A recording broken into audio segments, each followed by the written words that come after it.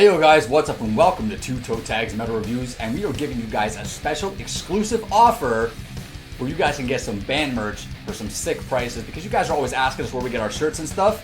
Metalomania.ca is the place to go, and we have an exclusive offer, limited time only, from May 23rd to May 26th, 2019. Use code TOE10 to get 10% off any order of any size.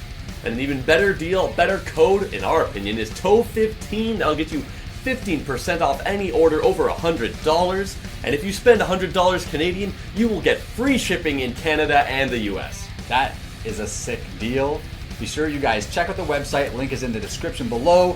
Use our codes. Buy yourself some band merch. You will not regret it. Quality stuff. It's all officially licensed merchandise. Check it out.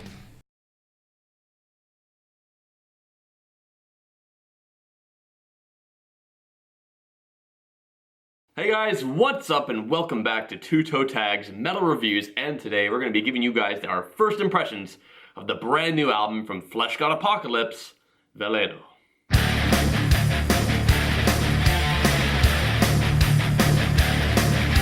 So this band is a band I got into a while ago, but then kind of just stopped listening to them for whatever reason, but from what I did hear, I really enjoyed.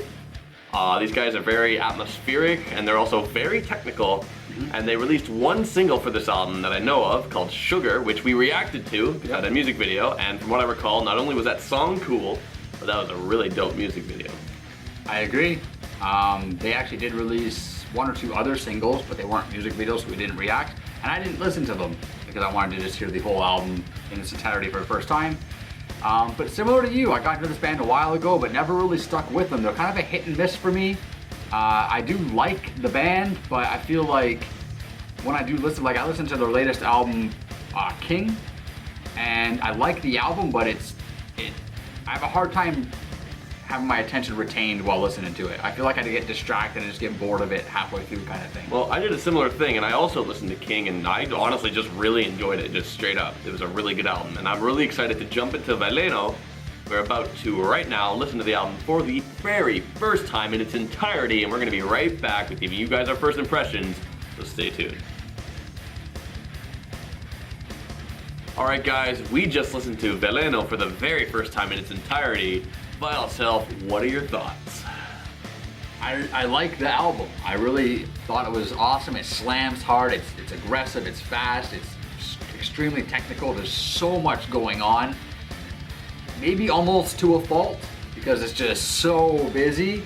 A lot of the notes that I was writing were getting repetitive, or I just didn't write anything at all because I was like, I've written this already before. Why do I need to write this again? Because there's just so much going on.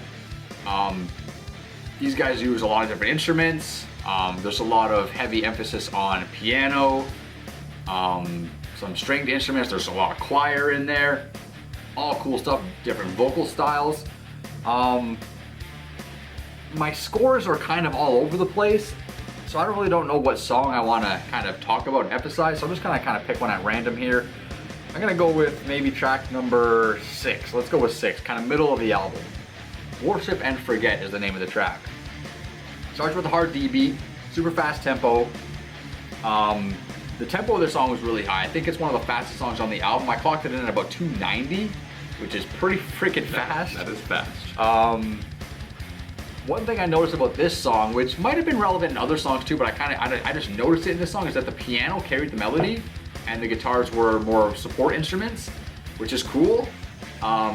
Typically for music, it's the other way around. The guitars are usually carrying the melody and the piano's the accent. So I thought that was cool.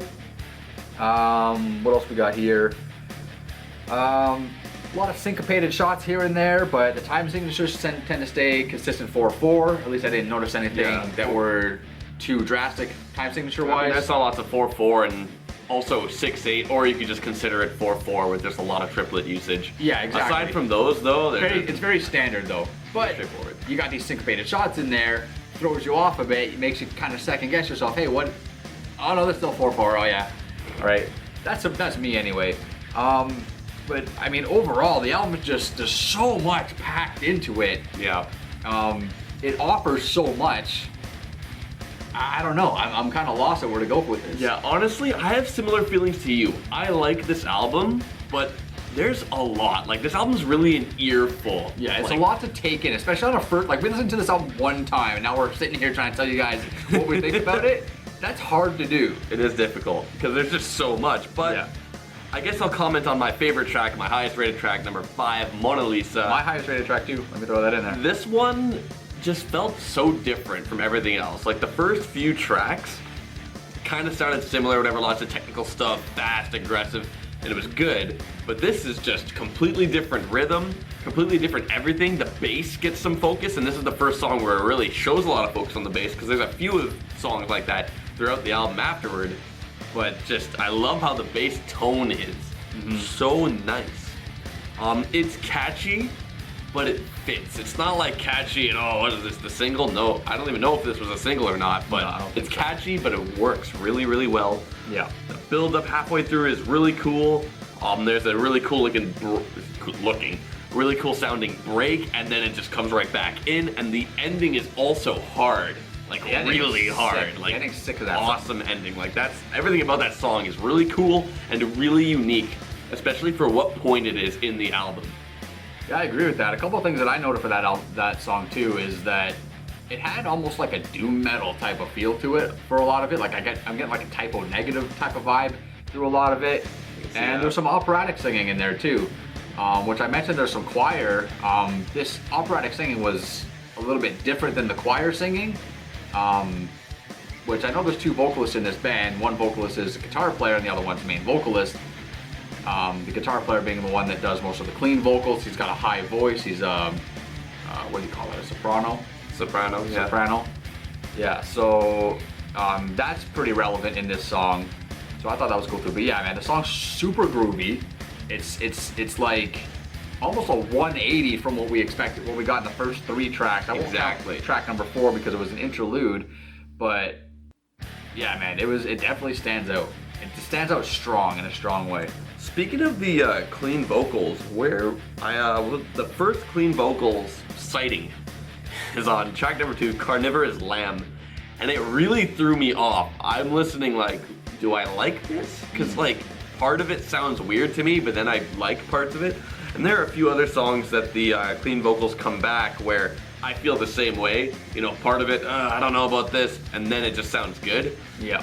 It's really hard to describe how these clean vocals sound. Well, I remember you made comment when we were listening on track number 7, Absinthe. It was that one. The clean vocals, yeah, I think it was that one. The style was just kind of weird. Yeah, like that. But it fit still, and I was like wondering, is this kind of out of key or something off about it? But it works, and I don't know. But that song, like, it started off good. It started off strong. It had its own feel to it. Then it kind of got a little messy. It was all over the place. It just had trouble finding a structure, and it felt like the kind of thing that you'd hear after a night of somebody drinking a bunch of absinthe. Like, it sounded like they're totally wasted, but I don't know, they're still able to hit their shots properly. I don't know. That's a cool bass riff though. Yeah, and there's cool stuff like that all throughout the album. How did you feel about the end of the album though? Like the closing tracks, basically, like track 10 and track 11. Okay, well, track 10, Embrace the Oblivion, kind of dragged to me, but the more I think about it, you know, this is the last song. Yeah. Because the title track is only just a piano solo, which I'll talk about. But the track before that, I don't know, I felt the second half was better than the first half of the song, but it still kind of felt like it was dragging to me, and I was starting to get kind of tired of it, like, okay, like, is this gonna end? Yeah, I agree with that, but I also feel like it's one of those things, again, when we listen to it again a couple more times, you get more familiar with the song, you learn the structure, and then it doesn't feel so long. You kind of can go with the ride a lot more alert. Even though, like, the song is almost 8 minutes long, like, it is straight up long. It is long. It's a long song, yeah. But it won't feel as draggy the more we listen to it. Exactly. So, you know, that's just on a first impression, it feels draggy or whatever. Now, the title track, The last song, I outro. liked it a lot, actually. It's just a piano solo. That's it. But you know what? I like how it sounds. I like how conclusive it feels. I like the despair you can feel in the melodies. Like, if there's any descriptive word I can use, it's despair. That's a pretty cool word to use for that, actually. I like that. But yeah, I liked it too as a closer. Yeah. I thought it was cool, especially very after cool. that long song, Embrace the Oblivion. Yeah, Embrace the Oblivion.